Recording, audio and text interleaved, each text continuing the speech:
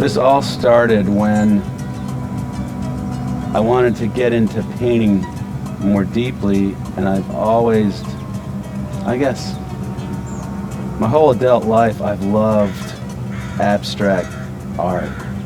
Once I got it, you know, it used to seem like a crazy, messy thing, and then one day I saw the brilliance in it and everything changed. And I decided to give it a try. And in order to force myself to do abstract, I decided that I was not going to use a brush. Seaweed brush, number 415.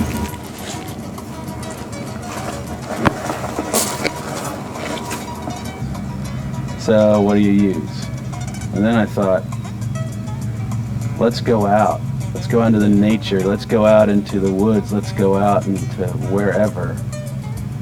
And I gave myself this task, this kind of challenge that go out there with paper or canvas and some paint and make the painting with whatever I find around the area that I choose to paint.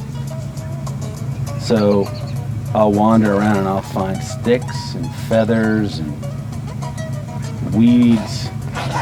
I've painted with rotten apples. Recently I found a deer tail, a white-tailed deer, and they all become my brushes. So it's also the kind of thing that the actual natural tools, the natural brushes I discover, inform how I paint. So I couldn't help but be forced into an area I've never really explored, which was abstract art.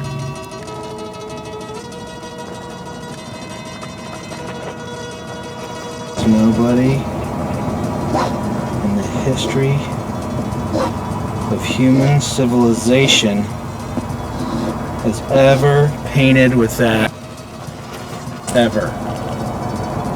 So I don't know what it's going to look like.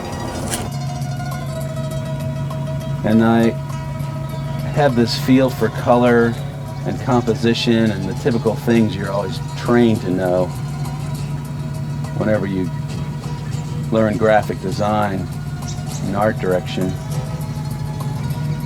So that informs it too. That's all part of me, part of it. But it's really kind of fascinating because when I put the canvas or the paper down and I go hunt for objects, I have to just kind of anticipate what those things, the kind of mark those things will make on the canvas. And it's exhilarating at the same time scary, which is probably, you know, an overall description for art itself.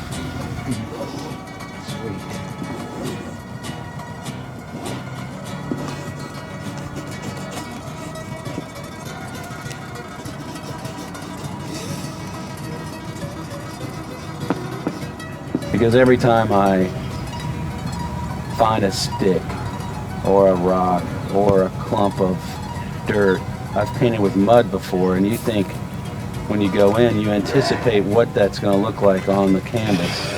And as soon as you do it, sure enough, you have to adjust. So you have to be in the moment 100% of the time, which is also something that doesn't come naturally to me. You know, I'm always trying to plan or anticipate.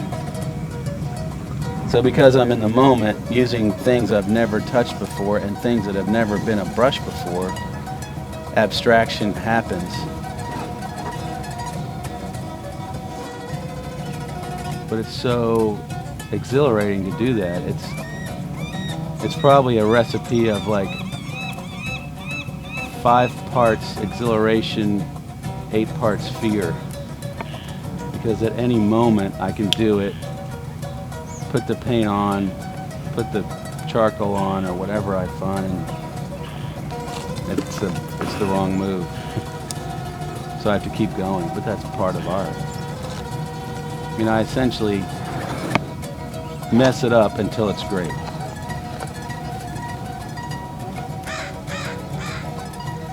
It's been a journey. It's been a lot of fun.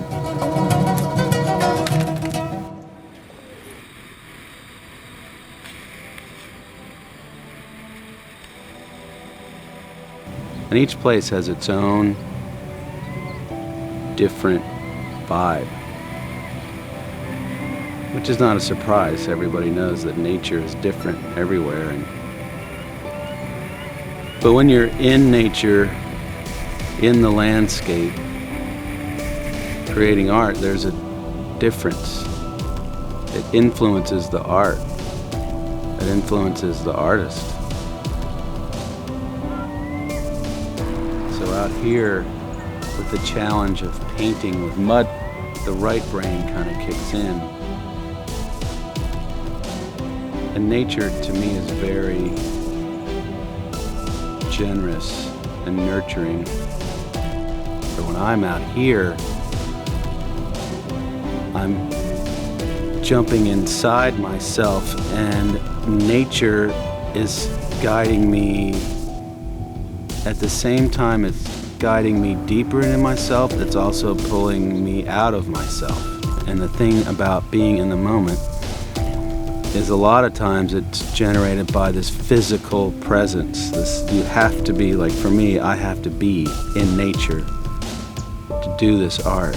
Nature is using me to paint, so maybe nature has actually found me in order to do its art.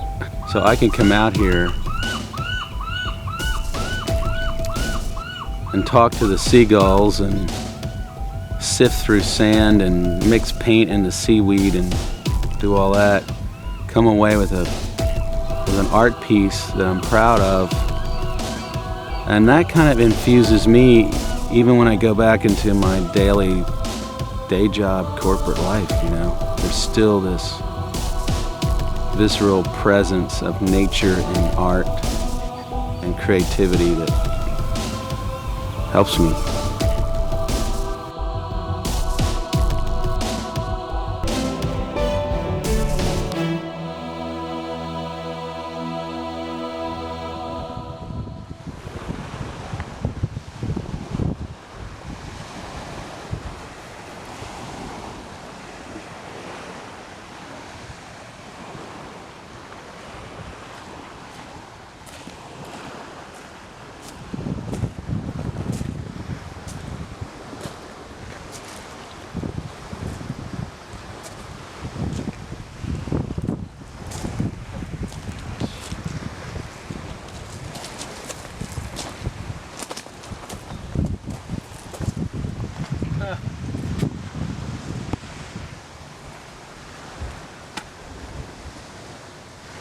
That is awesome. I mean, the thing is that what's interesting is that this beach is so rocky that it makes the surface uneven with the canvas. So my thinking is maybe I can get some water, put it on the canvas, use the charcoal from this campfire log I found, and the pools of water will bring this charcoal down. And what's cool is I can guide that liquid around the painting in a way to almost make lines. So it's like this natural way to kind of help create this drawing. Every time I discover something like that while I'm painting, I wonder what it was like for the first cavemen, you know, when they're essentially doing the same thing on the wall of a cave that's not smooth. And it's, you know, basically, it seems like art was discovered about 30 minutes after fire.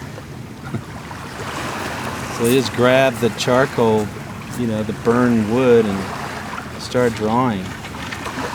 It's kind of, in a way, I'm getting in touch with my inner caveman artist guy. The moment I start. And then inspiration kind of percolates all the way through whenever I'm doing it. Even the mistakes I make are basically just more opportunities to do something that makes the piece more successful. But I have to have almost no mind. And that's when the magic starts for me.